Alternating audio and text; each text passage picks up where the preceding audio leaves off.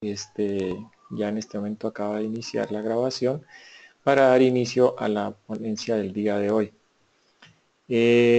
Los esfuerzos están dados en estas ponencias a partir de estas universidades o centros de investigación, el AIBR, de la Organización de Antropólogos Iberoamericanos en Internet, la página Investigación Cualitativa de Chile, la Flaxo Argentina desde el CEIA en Argentina, el Instituto de Prospectiva de la Universidad del Valle, la Universidad de Potsdam, la Universidad de Alberta, la Pontificia Universidad Católica del Paraná de Brasil y el Departamento de Antropología de la Universidad de Chile.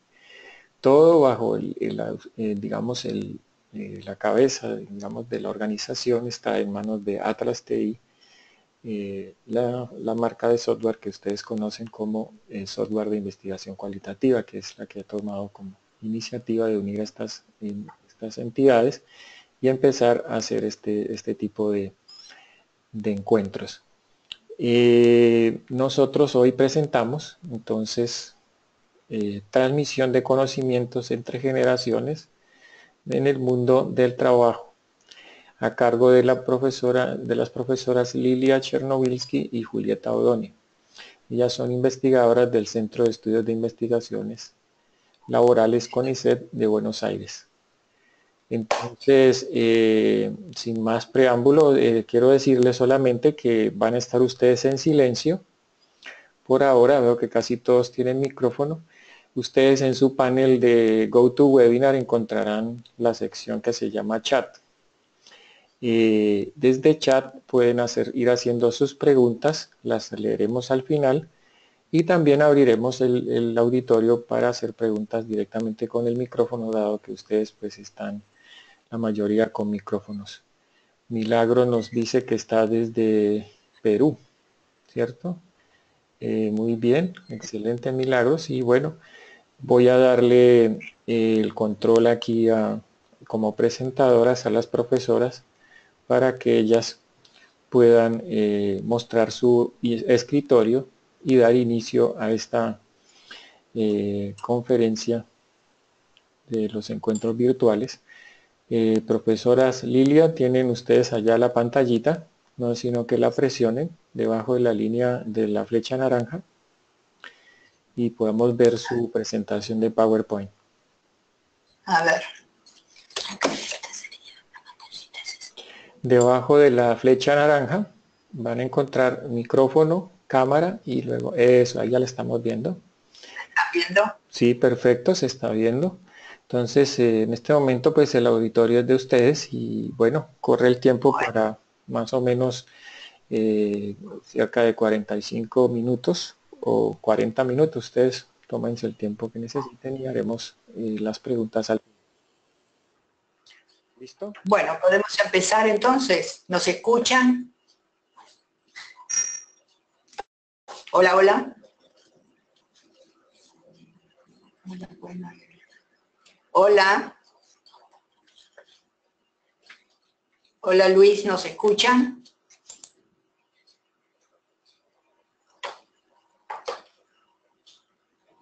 Lilia, sí, está todo bien, ya se está oyendo todo, empiecen la... Ah, bueno, como no, perfecto. Bueno, entonces comenzamos. Bueno, buenos días o buenas tardes para todos ustedes. Les agradecemos que estén la presencia de todos. Bueno, acá mi nombre es Lilia Chernobilsky. Soy profesora de la Universidad de Buenos Aires y pertenezco también al Centro de Estudios e Investigaciones Laborales del CONICET y con una larga experiencia en el uso de software para el análisis de datos cualitativos. A mi lado está Julieta Odone, que ahora ella se va a presentar también. Bueno, preséntate primero. Bueno, mi nombre es Julieta Odone, yo soy investigadora de CONICET, mi lugar de trabajo en CONICET de Flaxo y soy profesora en la UBA, y estos trabajos sobre investigación y trabajo que venimos trabajando desde hace algunos años los hemos hecho financiados por la Universidad de Buenos Aires. Bueno, la idea nos van a escuchar hablar intercaladamente a Julieta y a mí. Ella, por ser súper especialista en sociología de la vejez, va a explicar este proyecto, cómo se fue desarrollando y las características, y yo voy a intercalar en el uso del programa del software Atlas TI, cómo el programa nos asistió para este proyecto en particular y para todos los que hemos venido trabajando en conjunto. Así que bueno, empieza Julieta y la escuchamos. Bueno, hace un momentito les venía diciendo que veníamos trabajando sobre el tema de envejecimiento y trabajo desde varios proyectos. En un primer momento, nuestro interés fue ver qué pasaba con los trabajadores de mayor edad que fueron eliminados del mercado de trabajo durante la crisis del 90-2001, y esto implicó que muchos trabajadores de mayor edad, así también como algunos trabajadores jóvenes, fueran discriminados del mercado laboral. Básicamente había una discriminación muy marcada, lo que nosotros llamamos viejismo en el ámbito laboral a partir de los 45 años y más, donde estos trabajadores tenían mucha dificultad de insertarse en el mercado de trabajo. Y lo que veíamos en ese momento es que no había capacitación, pero también había mucha competencia entre las edades de los trabajadores, y que esta competencia era utilizada por las grandes empresas en general para eliminar a los trabajadores más viejos, aquellos de 45 años y más, del mercado laboral. En un segundo momento, sin embargo, nosotros estuvimos viendo qué pasaba con las microempresas, y allí veíamos una situación diferente. En el mercado formal pero más pequeño de la economía, la relación entre las edades en el mundo del trabajo era totalmente integrada de alguna manera, y es por eso que nos interesó en un tercer momento ver más adelante en el proceso de la historia económica de nuestro país cómo se estaba dando la transmisión de conocimiento entre las generaciones en el mundo del trabajo, que es muy importante justamente porque es en el mercado de trabajo donde surge justamente el concepto de viejismo por los mitos y estereotipos que generalmente sufren los trabajadores de mayor edad en relación a sus posibilidades de aprender, su ausentismo, etcétera, que están basadas generalmente en mitos y estereotipos justamente. Bueno, fue por eso que nació esta investigación que hoy vamos a relatar y cómo la trabajamos a través también de la Atlas TI. Bueno, entonces, a partir de esta pequeña introducción, nuestras preguntas de investigación estuvieron basadas en cuáles son las características que tienen las relaciones entre las diferentes edades, los valores y saberes que se intercambian, y cómo se percibe la problemática de la integración, la segregación y el proceso de ciclo vital en relación con el mundo del trabajo. También, cómo y por qué difiere la composición por edades entre las distintas ocupaciones y lugares de trabajo, si trabajar en un ambiente integrado en cuanto a las edades tiende a reducir los estereotipos y prejuicios basados en la edad, viejismo, y a promover la amistad entre las edades, y en qué situaciones se desarrollan los conflictos entre los trabajadores jóvenes y viejos, y cuán frecuentes son las relaciones de tutoría en las que los trabajadores más viejos ayudan a sus colegas más jóvenes a desarrollar sus capacidades y confianza. Entonces, el objetivo de nuestra investigación fue realizar un estudio sobre el mercado laboral específico de los trabajadores de mayor edad, recuerdo, aquellos que tienen más de 45 años, en relación con los trabajadores jóvenes, analizando en profundidad, desde la perspectiva del actor y de la organización, las transferencias intergeneracionales de saberes, savoir-faire, y los valores en distintos tipos de organizaciones empresariales. ¿Cuál fue nuestra metodología? Elegimos un estilo de investigación cualitativo que nos permitió conocer en forma inductiva, holística, naturalista y flexible las perspectivas de los actores respecto de los procesos de las relaciones laborales, de la integración de los trabajadores jóvenes y la transmisión de los saberes entre los trabajadores de distintas edades a la luz de los contextos conceptuales. La estrategia o tradición elegida fue el estudio de casos múltiples. En la selección de los casos, que fueron 17, se tuvieron en cuenta distintos tipos de organizaciones empresariales, de acuerdo al tamaño, en micro, pymes y grandes empresas, teniendo en cuenta que las pymes son las medianas, ¿verdad? De acuerdo con su relación jurídica, empresas familiares y no familiares, e integradas por trabajadores pertenecientes a distintos grupos de edad.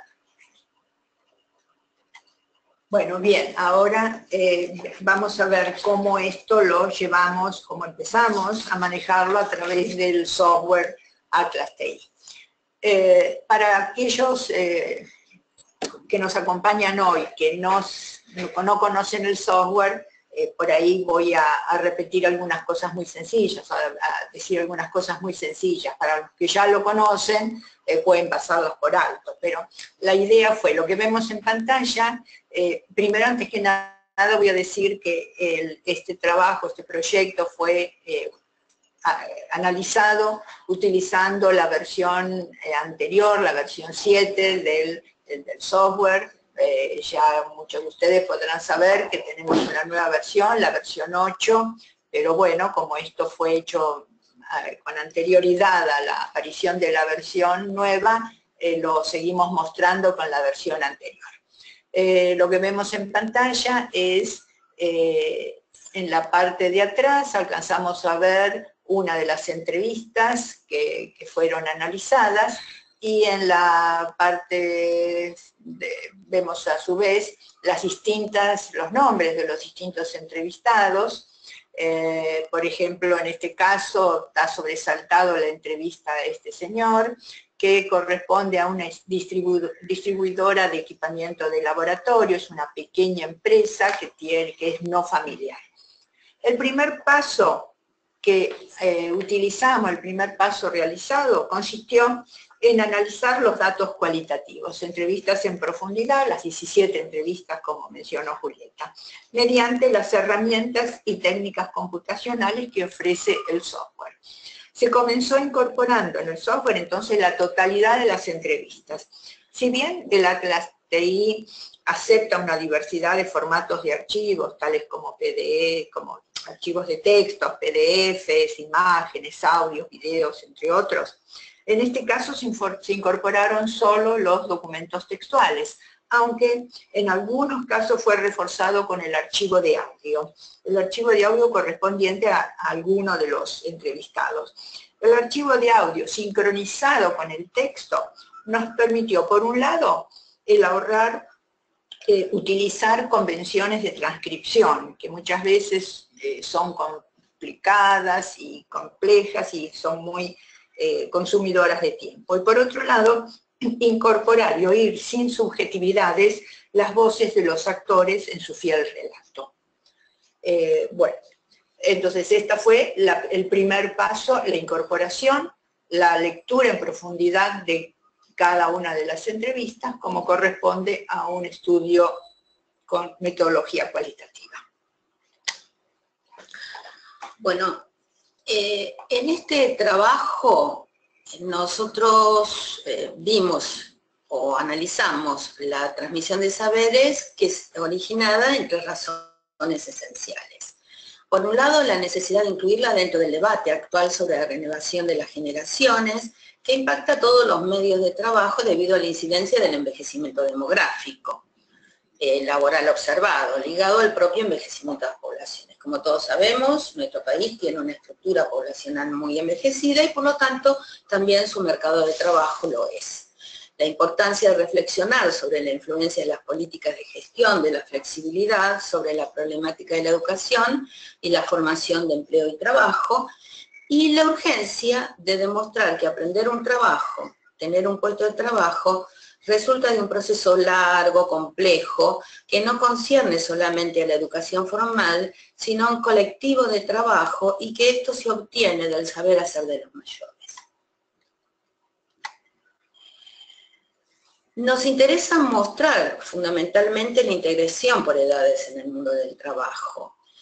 Y esto es una definición importante en este sentido, porque una estructura social integrada por edad puede ser definida como aquella que no usa la edad cronológica como criterio de ingreso, egreso o participación. Lo contrario se da cuando una estructura hace uso de criterios de edad como barreras. Esto es la segregación por edad, viejismo. Esto es interesante y lo voy a marcar rápidamente porque en realidad el concepto de empleabilidad que hoy en día está muy en boga en todos los recursos humanos tiene la edad como un criterio claro de ingreso o no ingreso al mercado laboral. Entonces tenemos acá el testimonio de un trabajador joven de una fábrica recuperada. Yo no sé si todos los colegas de los distintos países saben lo que nosotros llamamos fábrica recuperada. Seguro que los compañeros de Argentina sí, pero rápidamente digamos que se entiende por fábrica recuperada aquella en la que, habiendo pasado por un concurso, quiebra, vaciamiento o abandono por parte de los antiguos dueños, todos o algunos de sus trabajadoras toman posesión de la misma, restablecen su funcionamiento y reinician la producción. La mayoría de estas empresas adoptan una figura legal de cooperativa de trabajo como medio para adquirir su tenencia, explotarla económicamente y gestionar el trabajo. En el caso que estamos analizando en este momento es una fábrica donde volvieron a trabajar 260 empleados, la mayoría, si bien hubo gente joven que volvió a la fábrica recuperada, la mayoría fueron trabajadores de más de 40 y 45 años que sabían que no iban a volver a encontrar otro empleo. Bueno, este es el testimonio de un trabajador joven que dice: Mario hace más de 20 años que trabaja en la fábrica y sabe mucho del control de calidad. Él me enseñó lo que yo sé hoy. El ejemplo del testimonio del trabajador viejo de la fábrica recuperada. Y es interesante marcar esto, ¿no? Porque dice, los que más años tenemos y conocemos todos los procesos de producción, ayudamos y les enseñamos a los que empiezan. Esto es lindo, porque nos sentimos útiles y más unidos entre todos. Antes, cuando estaban los dueños, no podíamos hablar con los compañeros que tuviesen uniforme de otro color. Así nos distinguían y nos dividían. También entre viejos y jóvenes. Nos decían que tuviéramos cuidado, que en cualquier momento los jóvenes se quedaban con nuestro trabajo. Y a los jóvenes que no le preguntaran nada a los obreros más antiguos, porque de ellos no se podía aprender nada.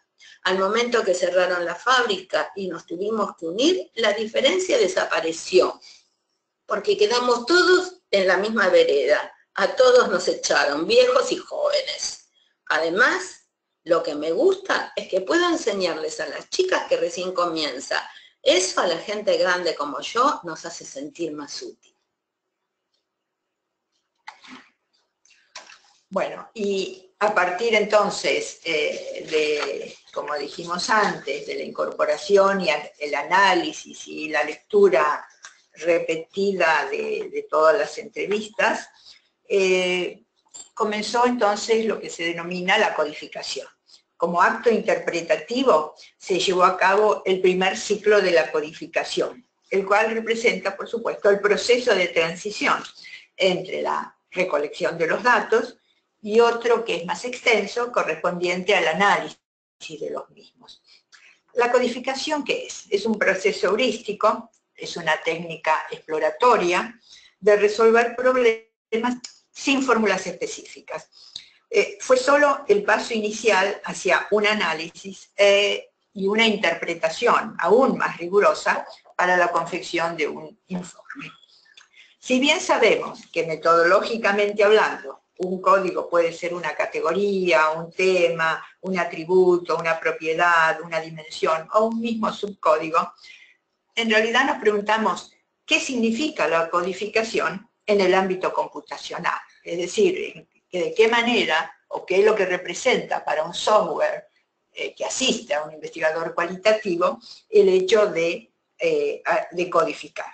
Bueno, desde el ámbito computacional, o desde el hecho de usar un software, simplemente es el proceso de adosar una etiqueta que ha sido previamente definida u operacionalizada en un libro de códigos. Acá vemos, por ejemplo, en la pantalla lo que nos muestra el software, que es un listado, una parte del libro de códigos, una parte de lo que se ha codificado a partir, un poco teniendo en cuenta las experiencias anteriores y el entorno contextual del proyecto, y otro poco lo que surgió de los entrevistados. Y vemos, por ejemplo, en primer lugar, que el primer código dice, son muy difíciles de adaptar.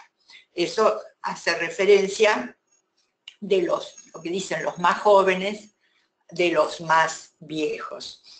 Entonces, acá vemos, por lo tanto, el libro de códigos. Y entonces, como decía antes, es codificar desde el punto de vista del programa, del software, de esta herramienta informática, es adosar a un segmento de texto, un segmento de datos, el código correspondiente.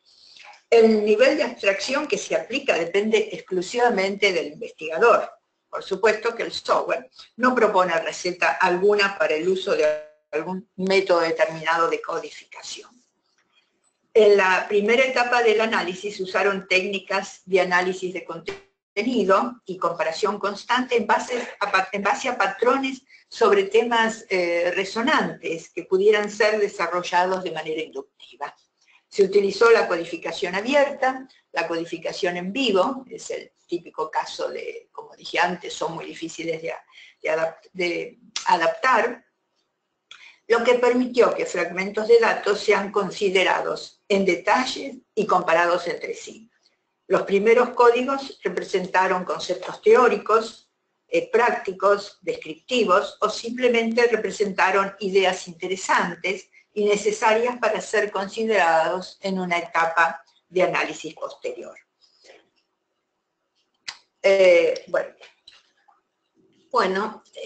Nos preguntamos entonces cuál era el lugar del saber del proceso de trabajo y encontramos tres maneras. Los saberes de situación y conocimiento, que son aquellos donde no hay ningún tipo de intercambio generacional, se aprende con manuales, por ejemplo en la industria farmacéutica. Es decir, el proceso es todo por medio de robots y además tiene que ser perfecto, no puede haber mínimo error y esto se hace con manuales. Bueno, el saberes de situación y conocimiento, por ejemplo, que para nosotros representa una forma de transmitir, una forma de generar conocimiento o interpretar lo que dicen los entrevistados, bueno, representa desde el punto de vista del software, es un memo. Esto fue elaborado a través de todo el proyecto, donde los saberes de situación y conocimiento nos dicen, bueno, no hay intercambio generacional, el proceso completo de trabajo está normatizado. Bueno, es un poco lo que comentó Julieta recientemente. Y también lo que nos permite, es decir, acá lo que estamos mostrando es cómo codificamos los saberes, la transmisión de conocimientos o los saberes de situación que explicamos recién, para un párrafo donde el entrevistado dice, por ser industria farmacéutica, siempre es a través de procedimientos. Hay manuales, hay guidelines, normas, y hay procedimientos para todo. No es por la tradición oral. Además, somos constantemente auditados de que se capacite, que se entienda lo que se está transmitiendo. Hay muy pocas cosas en todas las farmacéuticas, no en esta sola, que quedan libradas al azar. Bueno, esto es un típico concepto, un típico expresión de las voces de estos actores, donde muestran que la transmisión de conocimiento se hace a través de saberes de situación. Y lo podemos ver, el software también nos proporciona este caso muy sencillo para poder mostrarlos acá, donde vemos no solamente, como vimos en la diapositiva anterior, cómo codificamos los códigos al lado del texto, sino que podemos verlo a través de una red que surge automáticamente con el uso del software. Entonces, saberes de situación, acá están los dos casos, el caso de la industria farmacéutica que vimos recién, o otro a nivel de manuales, otro de los actores, otro de los entrevistados, dice a nivel de manuales tenemos todo lo que es seguridad, todo lo que tiene más procedimiento, en todo lo que tiene que ver con seguridad nuestras máquinas son realmente complejas y tienen un nivel de, bueno, de alta complejidad seguramente, pero ahí nos pasan dos cosas, nuestras máquinas son complejas y necesitan un nivel de conocimiento importante de la máquina con la cual muchas están con procedimientos, con manuales, todo procedimentado y escrito. Bueno, los saberes de acción son aquellos en los cuales la transmisión solo se da a través de la experiencia de los trabajadores más viejos a los más jóvenes. Es el caso de los conocimientos que no pueden ser transmitidos de ninguna manera en forma escrita, porque solo los sentidos son los que pueden indicar cuándo va a eclosionar una máquina o se va a parar. Es el caso de un robot de una fábrica de aceros, que concretamente solo la piel del trabajador, por el calor que da la máquina, puede decir cuándo esa máquina va a explotar. Y solo un trabajador viejo, muy experimentado, se lo puede transmitir a un trabajador más jóvenes. O en otros casos, el caso del uso de ciertas guillotinas que puede provocar un accidente irreparable en el trabajador que no tiene esa experiencia. O sea, no solamente con escribirlo es suficiente, ¿no? La escritura de eso, de los manuales, no se puede plasmar. No se puede explicar cuándo la máquina se va a poner del color rojo específico que va a explotar. Es decir, solo los ojos y la piel del trabajador permiten decir esto va a explotar. Bueno, y desde el punto de vista de cómo lo fuimos codificando, de acuerdo a lo que fueron comunicando los entrevistados, por ejemplo, acá tenemos este caso que dice, las botas de Fabriano son como parte de uno, como un hijo. Después de varios años las ves y las reconoces. Veo botas de mi abuelo y las reconozco. Todos nosotros fuimos aprendiendo de papá y de mi abuelo, viéndolos trabajar en el taller, ayudándolos. Así fuimos incorporando el oficio y todos los detalles que hacen a este trabajo tan artesanal que hacemos. O sea, no hay una transmisión escrita de cómo fabricaban las botas de cuero, sino que se fueron transmitiendo de generación en generación a través de la familia. O este otro entrevistado que dice, pero en un principio es todo informal, la gente de mayor edad son nuestros referentes y gerentes, cada uno en cada sector tiene la obligación de capacitar a cada persona nueva que se incorpora. Bueno, y así muchos relatos de cada uno de ellos muestran lo que son los saberes de acción. Y por último hay una transmisión mixta, ¿no? Como en algunas empresas, como el sistema bancario, por ejemplo, donde hay una parte que se hace tanto interna como externamente a partir de manuales donde se aprende el procedimiento, pero en la vida cotidiana es el jefe o el trabajador más experimentado el que va llevando por la correa de transmisión a los empleados más jóvenes, como por ejemplo atender al público, explicar cómo debe hacerse el trámite, de qué manera en última instancia se llevan adelante los saberes o las explicaciones correspondientes. Bueno, y acá nuevamente tenemos la transmisión mixta y varios relatos de los entrevistados. La información básica se encuentra en documentos escritos y el trabajo a realizar lo enseñan los propios compañeros de mayor antigüedad.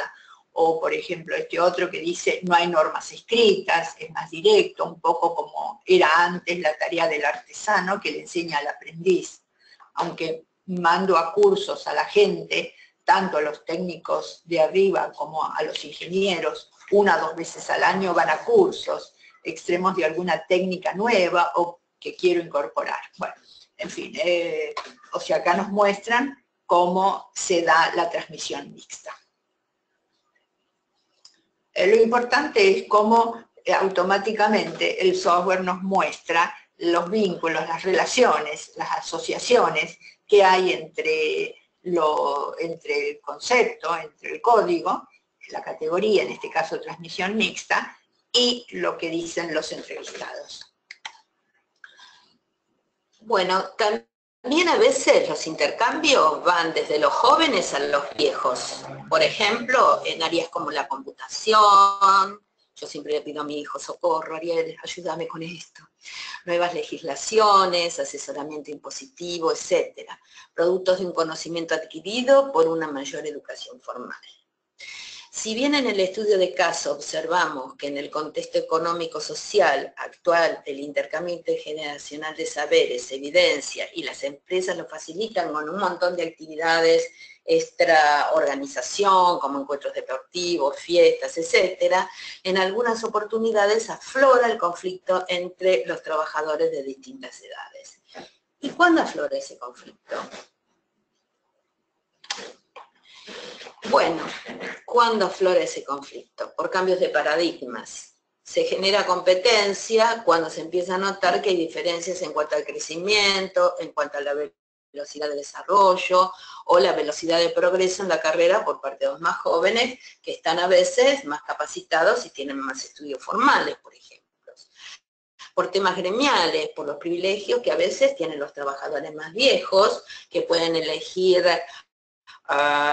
digamos, son los primeros en realizar horas extras, en tomar las fechas de vacaciones, o tienen ascensos por la antigüedad o categorías, y esto genera ciertas diferencias entre los jóvenes y los viejos, que los jóvenes se sienten discriminados en relación a los trabajadores más viejos. Y a veces ruidos en la comunicación intergeneracional. Los jóvenes utilizan en determinados trabajos, bueno, para ese momento el email, ahora tal vez el WhatsApp, mientras que los viejos continúan con formas tradicionales de comunicación. Es decir, yo recuerdo un trabajador joven que decía, bueno, yo estoy cansado de decirle que mande un email, pero no, él viene con un papelito para decirme qué es lo que tengo que hacer. Mandame un email, mandame un WhatsApp. No, venía con el papelito. Los jóvenes se quejan que los viejos se niegan a aprender entonces estos nuevos conocimientos. Bueno, no digamos que no a todos los viejos les pasa eso, ¿no? Bueno, yo la tengo a Lili al lado cada vez que me peleo con la computadora. Bueno, y acá lo que pudimos armar así sucintamente como para mostrarlo es la red de conflictos, es decir, cómo surge esta red de conflictos.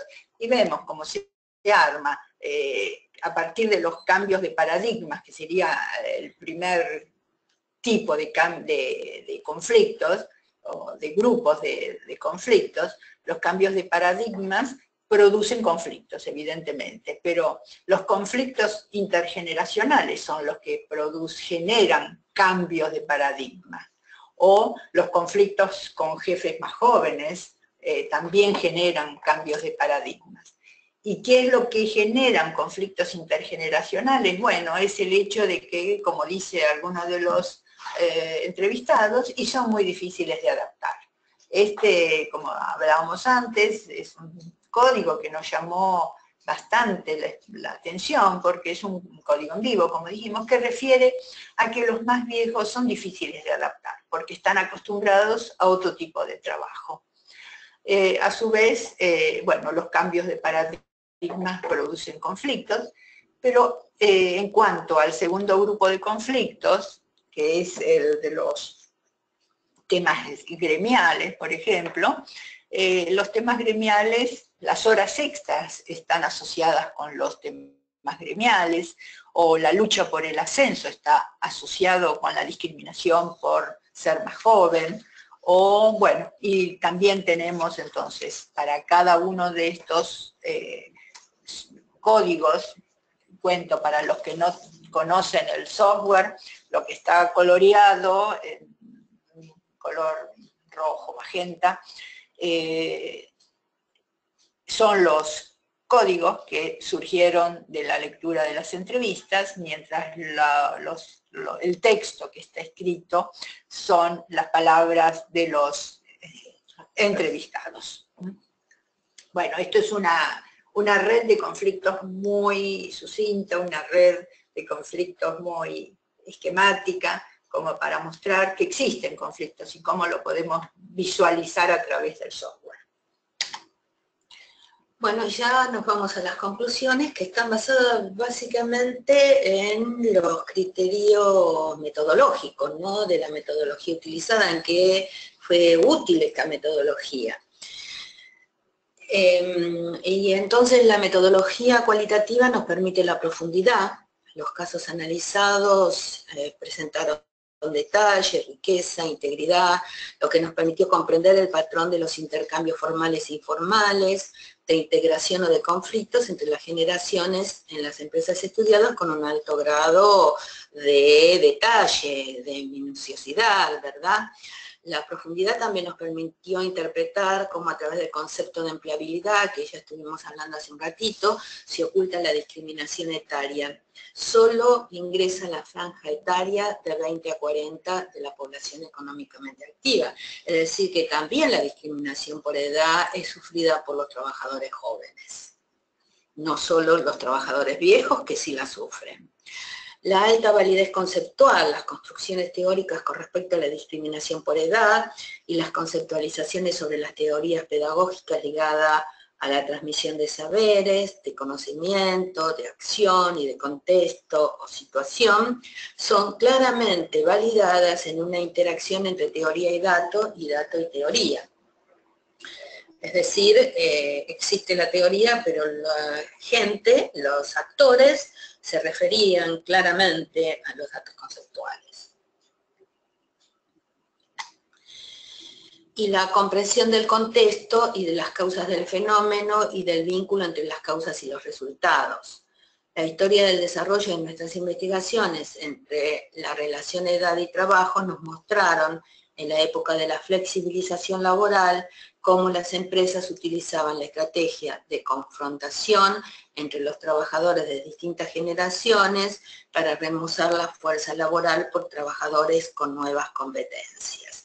Lo vimos, por ejemplo, en esta investigación brevemente en la empresa recuperada, al inicio de nuestra ponencia. Hoy la profundidad del análisis nos permitió observar que son las mismas empresas las que propician la integración intergeneracional recurriendo a actividades extralaborales.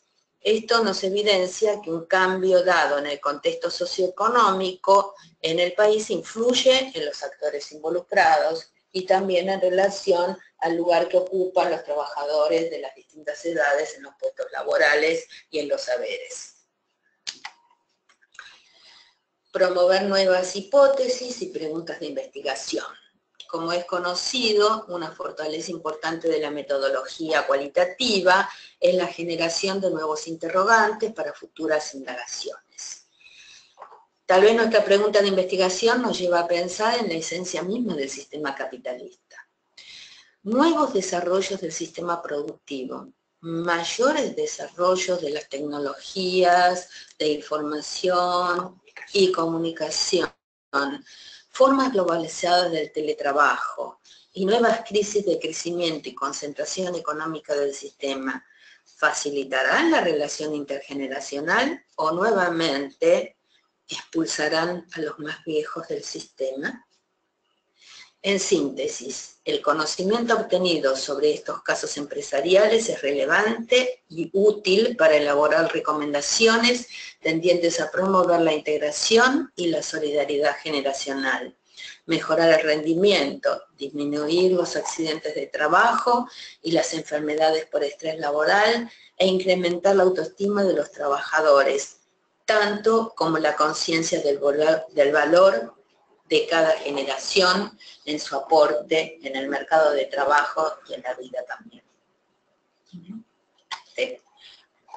Bueno, hasta acá llegamos, creo que nos sobró un poquito de tiempo y en realidad un poco fue adrede porque nos interesa más tener la repercusión y contestar preguntas si realmente interesa el tema, ¿no?, a nuestros colegas.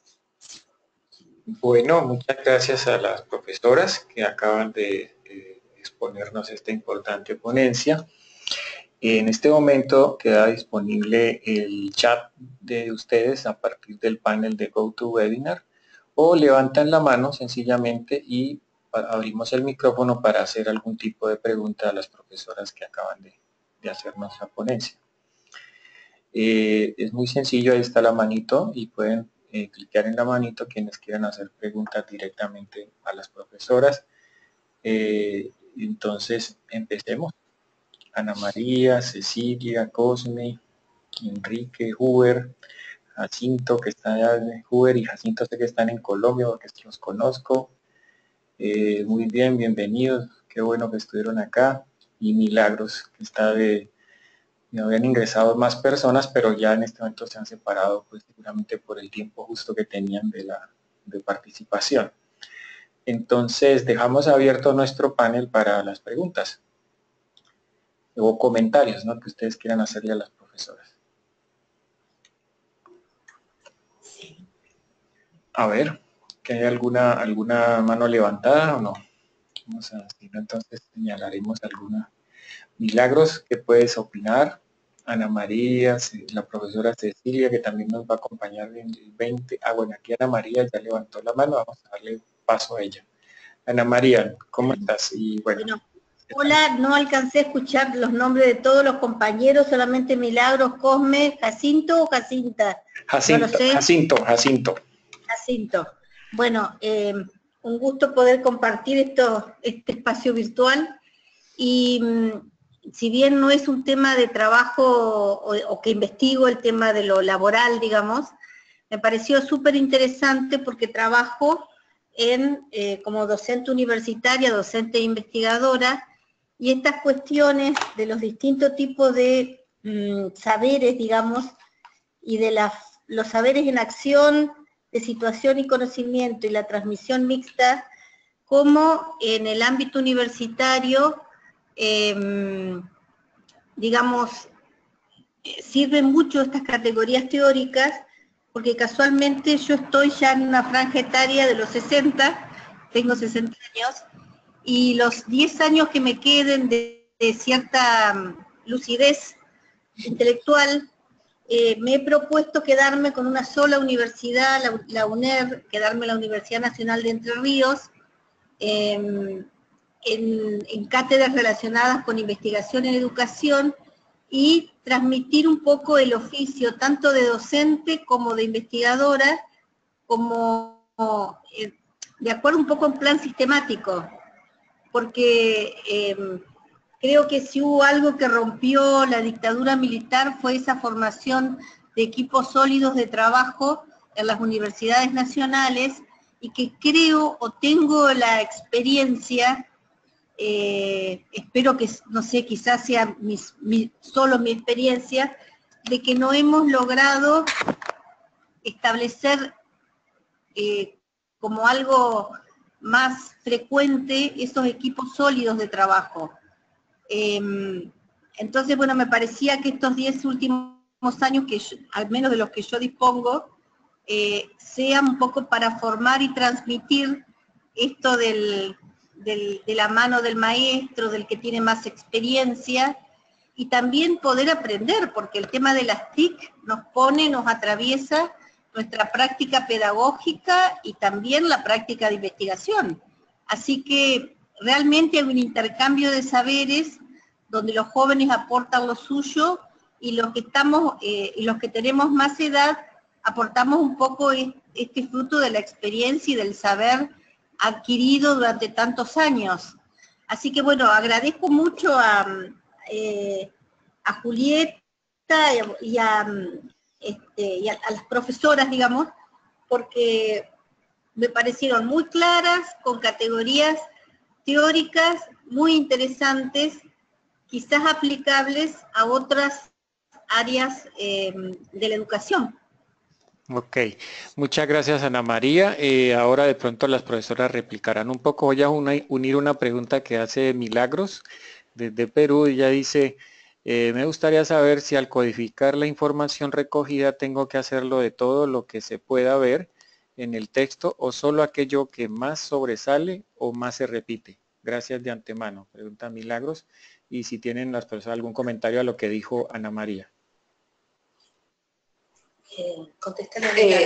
Le contesto, bueno, contesto a Milagro, ¿no? Todo lo que hemos analizado fue en función de los objetivos de la investigación, o sea, no solo lo más sobresaliente, sino todo. Es decir, por supuesto que el investigador, después de leer y releer cientos de veces todas las entrevistas, de ahí va a sacar lo que es más sobresaliente, pero que está relacionado específicamente con los objetivos de la investigación. Eso es un poco la técnica, llamámoslo así, del análisis cualitativo. Bueno, también a veces se da lo que se llama la serendipia, ¿no? Que a veces uno no está buscando un tema y ese tema aparece y pasa a ser muy relevante, que es cuando construimos teoría a partir de los datos, ¿verdad?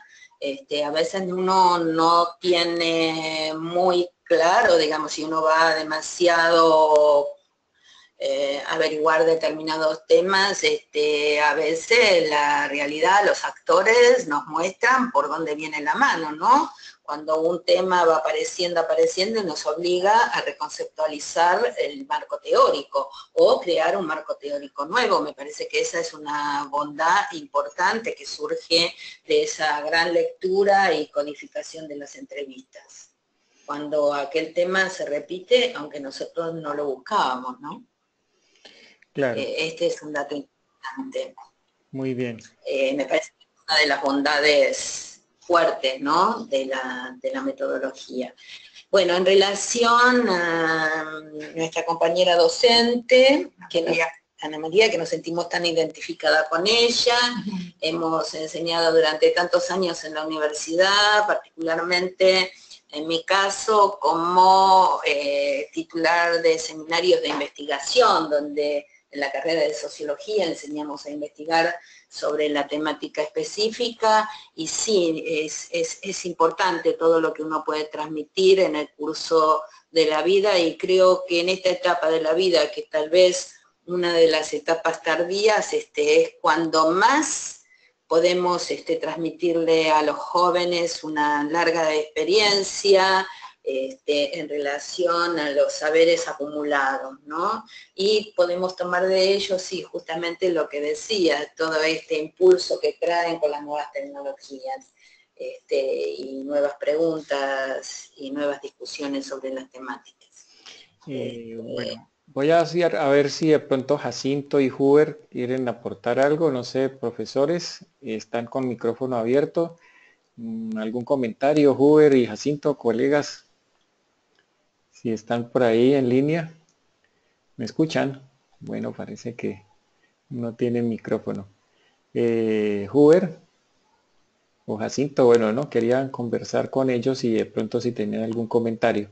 ¿Qué otra pregunta puede existir en el auditorio a partir de la presentación hecha por las profesoras? A ver, nos encantaría poder, pues mientras, si no, entonces vamos también dándole paso a la presentación, a lo que vamos a mencionar en la siguiente, ponencia. Entonces vamos aquí a sentar.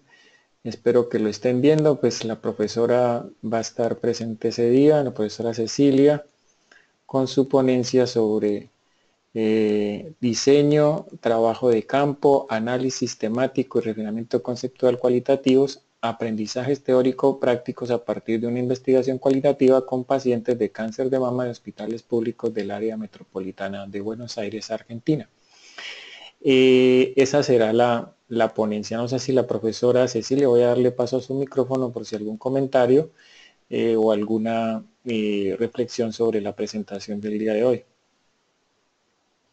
No, la verdad que a mí me pareció súper interesante. Bueno, las profesoras tienen bastante reconocimiento, se las estudia, somos de la misma facultad, pero bueno, siempre en los seminarios uno aprende de las presentaciones de la profesora Chernobyl y se utiliza mucho su material bibliográfico por la experiencia que tienen con el uso del Atlas TI. Me pareció súper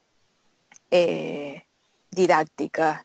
Lo único es que me pareció ver algún nombre en alguna entrevista y esta cuestión del anonimato me parece que capaz que en esa diapositiva se podría cambiar, si bien las entiendo profundamente, porque cuando uno hace análisis no se quiere olvidar de cuánto detalle tuvo y cuánta profundidad tuvo, y a veces el nombre o la empresa, bueno, ya es la síntesis, pero capaz que anonimizar en esa diapositiva, no más, me pareció que es casi lo único que después el resto muy, muy, muy interesante, y sobre todo de un tema tan importante, que lo que creo que a mí me quedó como una hipótesis, ¿no? Me generó, porque hoy en el debate respecto de estas cuestiones teóricas en el campo laboral es de la extensión de la edad de los trabajadores, con lo cual de alguna forma están trabajando sobre un tema que en el futuro algo se va a tener que decir, porque si no hay transmisión de conocimiento intergeneracional se va a complicar el desarrollo de muchas actividades, no solo en estas áreas que seguramente han indagado bancarios, farmacéuticos, sino en todos, porque indefectiblemente la PEA va a incluir seguramente, aunque lamentablemente se pierda algún derecho, personas de mayor edad. Bueno, profesora Cecilia, vamos a ver qué dicen las profesoras. De momento, Diego Hubert dice lo siguiente: he podido escuchar, me ha aportado elementos para aplicar en el proceso de investigación, solo quería felicitar a las profesoras por su aporte, dice Hubert desde Colombia. Entonces, profesora, ¿algún comentario a lo dicho por la profesora Cecilia en torno a este tema del anonimato, digamos, de los verbatims? Sí, claro, desde ya que sí, agradezco la mirada y el comentario, por supuesto, que hace nuestra colega. En realidad, nosotros hemos pedido autorización y por supuesto que el anonimato siempre está garantizado cuando nos piden que sea anónimo, sobre todo en casos particulares. En estos casos no hubo necesidad de hacer esto porque al contrario, en realidad nos dijeron que podíamos utilizar el nombre sin ningún inconveniente, todo lo contrario. Y fue así que por esa razón nosotros mantuvimos, por ejemplo, el caso de las botas, digamos, que claramente queda marcada en la diapositiva. Otras empresas tampoco nos negaron la posibilidad de hablar directamente.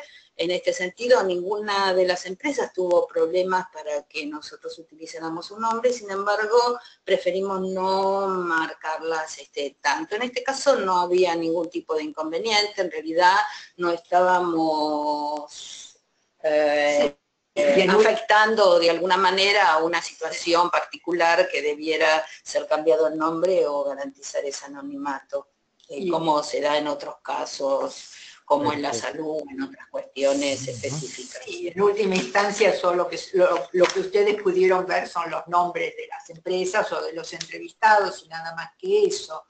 Incluso el tema tiene tanta repercusión que yo creo que cualquiera de nosotros, de los que estamos acá hoy presentes, pudo haber sido un entrevistado de este proyecto, ¿no es cierto? Porque todos tenemos, de acuerdo a las distintas edades nuestras, si a mí me hubieran entrevistado, y probablemente también, no me hubiera afectado, no me hubiera molestado que se haga público, porque bueno, como docente universitario, como decía Ana María antes, tenemos tanto para transmitir, hemos toda la vida dedicado a la docencia y a la transmisión de conocimientos, a los más jóvenes. De hecho, yo hace 35 años que estoy en la Facultad de Ciencias Sociales dando clases a muy jóvenes, ¿no es cierto?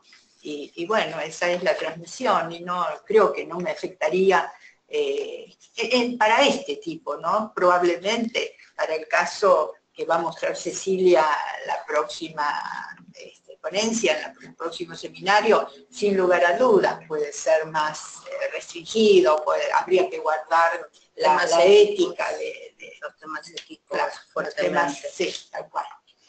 Ok, bueno, voy aquí con Cosme, vamos a saludarlo allá, a ver qué comentarios, si tiene alguno, estamos ya cerrando. Cosme, tus impresiones y si tienes alguna pregunta para las profesoras. No, bueno, más que nada felicitarlas por su trabajo, me pareció muy interesante, sobre todo a mí mi interés es ir conociendo detalles técnicos de cómo se fue haciendo la investigación, cómo se apoyaron del software. Esta parte se me hizo muy interesante, me agradó mucho.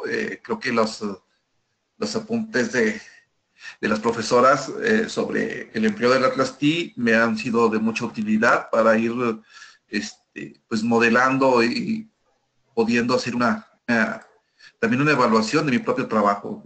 Más que nada un agradecimiento por habernos compartido esta parte tan específica de su trabajo. Muchas gracias. Gracias. Muy bien. Vamos a recoger aquí de Gerlon alguna impresión también. Gerlon allá. ¿Me escuchas? Creo que tú tienes micrófono, ¿no? Me pareció. Cuando hablamos está más adelante, más atrás, digo.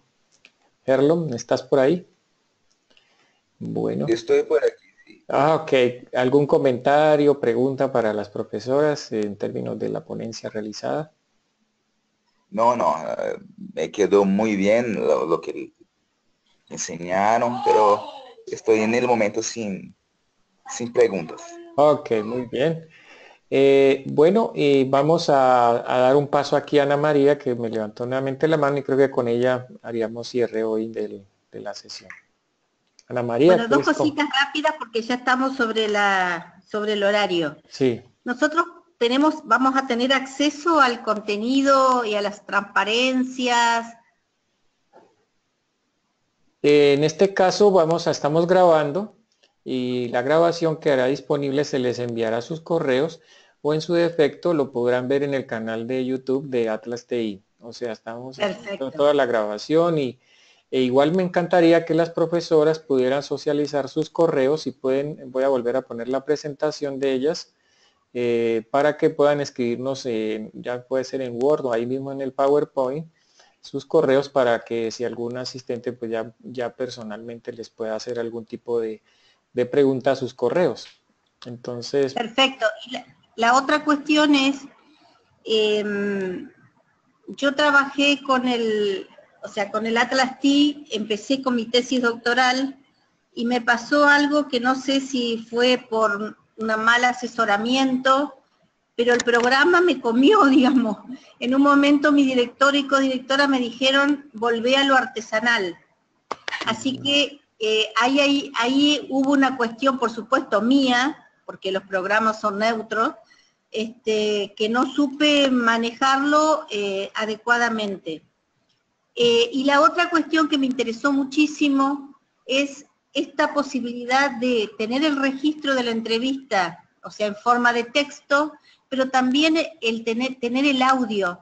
Y les pregunto cómo es esa, cómo procedieron, digamos, para que directamente tenían el texto y además escuchaban cuando había algún tipo de duda o algo.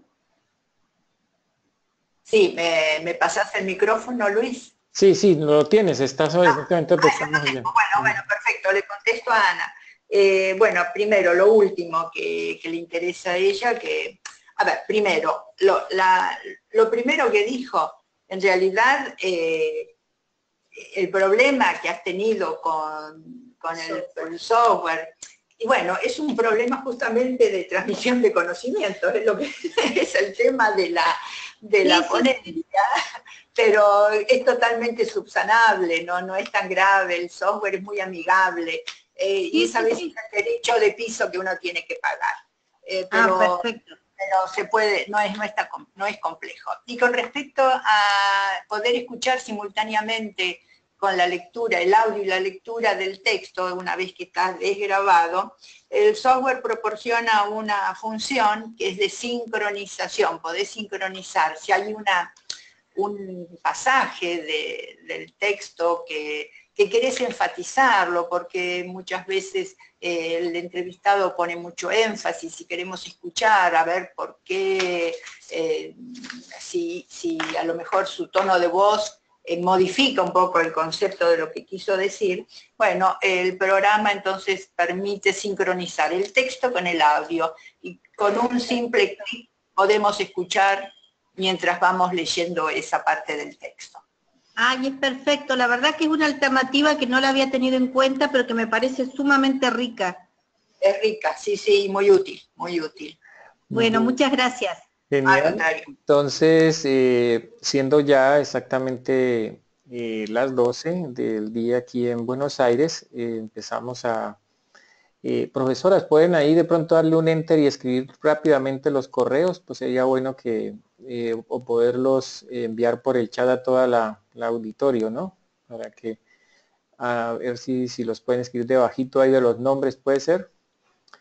Ahí. Ahora lo ponemos.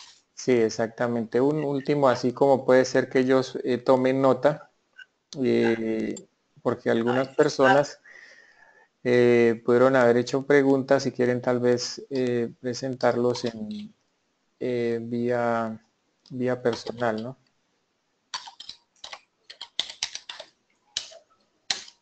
Oh, quedó en rojo, no se ve bien. Bueno, y el tuyo Porque Julieta ahora lo pones exactamente en blanco.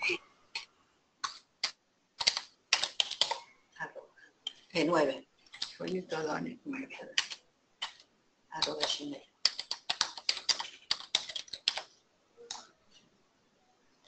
Eso, muy bien. Entonces el de la profesora Julieta sería Julieta O'Donnell con doble D 9 @gmail.com, y el de Lilia entonces también su correo personal.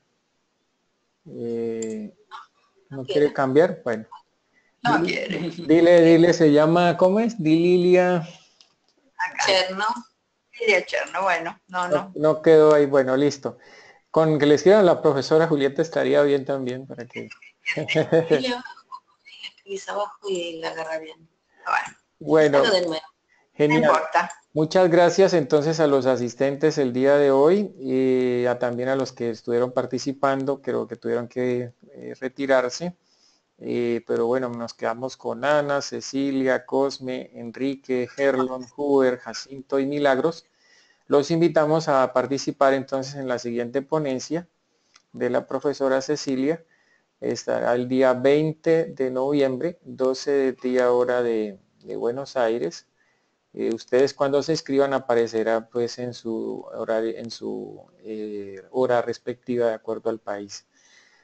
Vamos a estar haciendo la difusión de estos talleres, de este taller, y bueno, ya también esperen, o también si ustedes se quieren sumar para el próximo año, desde el mes de enero vamos a estar haciendo las convocatorias para que nos envíen documentos, ponencias para presentarlas en el próximo año.